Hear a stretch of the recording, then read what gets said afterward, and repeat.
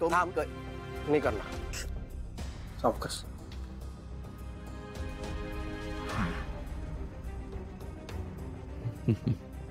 दादा मी विचारच केला नव्हता की तुला इथे राहावं लागेल, पण ठीक आहे, दिवस थोडे सारखे असतात.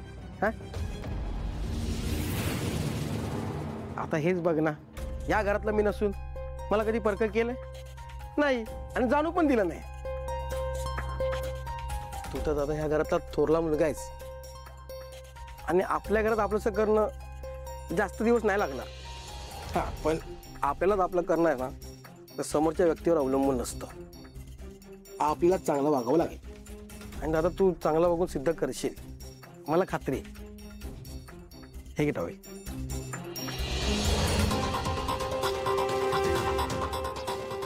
एवढ्या चुका केल्यात ना मी बबलू, त्याला खरं म्हटलं तर माफीच नाही आहे. हे माझी भावंड आहेत ना, लहान भावंड, तर मोठा भाऊ म्हणून कदाचित मला माफ करतील सुद्धा.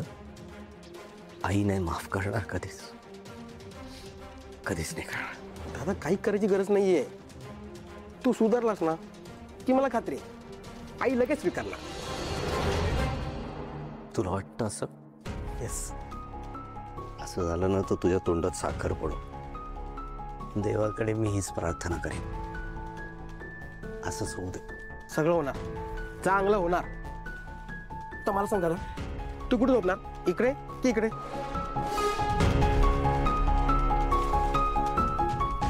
दादा खाली कशाला, वर झोप.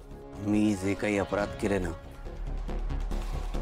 त्याचं कदाचित हेच प्रायश्चित्त आहे. या इथे अशा झोपण्याने कदाचित मला शांत झोप लागेल. गुन्ह्यांचं प्रायश्चित्त आहे माझं. ठीक आहे, पण दादा काय लागलं तर हे बबलू असा आवाज दे. हा बबलू तुझ्या सेवेला हजर. आलाच बबलू. हा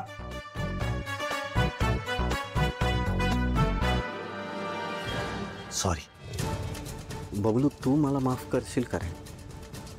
खूप चुकीचा वागलो ना मी तुझ्याशी, पण माफ कर मला. अरे दादा सॉरी सॉरी दादा, सॉरी सॉरी सॉरी. करशील मला माफ? तू आराम कर दादा.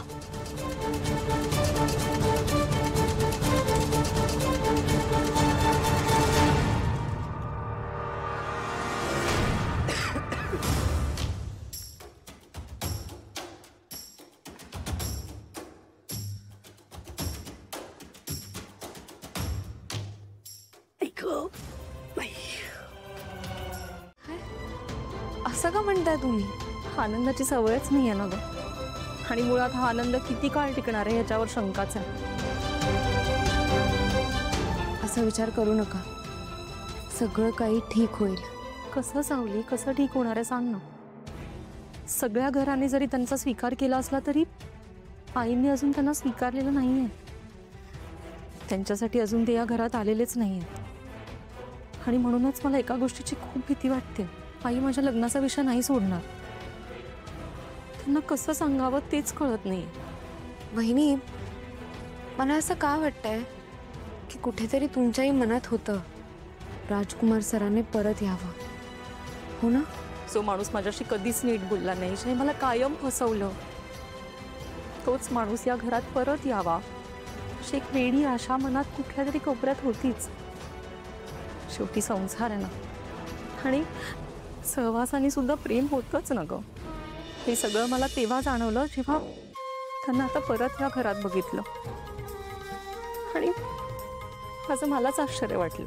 आणि ह्यालाच तर प्रेम म्हणतात ना वहिनी. नाही म्हणजे एकेकाळी मीच तुम्हाला सांगितलं होतं राजकुमार सरांना माफ करू नका, ते खूप चुकीचं वागले होते. पण आता माझीच खात्री पटली आहे की ते सुधारले आहेत आणि बदलले आहेत. प्रेमात एखाद्याला माफ करण्यात जेवढी शक्ती असते ना तेवढी कशातच नसते वहिनी.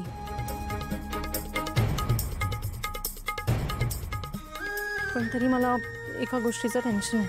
कसलं? आईंनी परत माझ्या दुसऱ्या लग्नाचा विषय नको काढायला.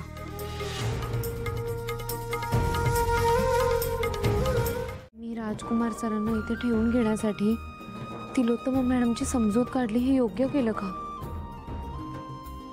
आधीच तिलोत्तमा मॅडमचं माझ्याबद्दलचं मत फार काही चांगलं नाही आहे.